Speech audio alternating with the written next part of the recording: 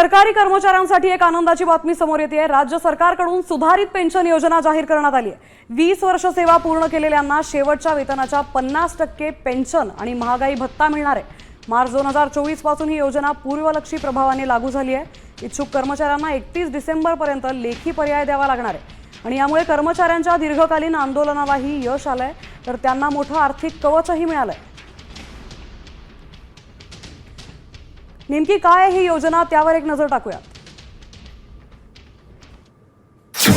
20 वर्ष सेवा पूर्ण असल्यास शेवटच्या पगाराच्या 50% रक्कम पेन्शन म्हणून मिळणार आहे।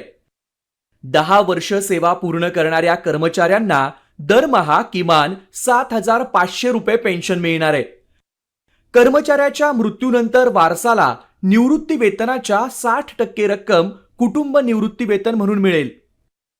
निवृत्तीवेळी एनपीएस निधीतील 60% रक्कम शासनाकडे जमा करणं गरजेचं असेल। पात्र कर्मचाऱ्यांना 31 डिसेंबर 2026 पर्यंत नवीन योजनेत सहभागी होता येईल।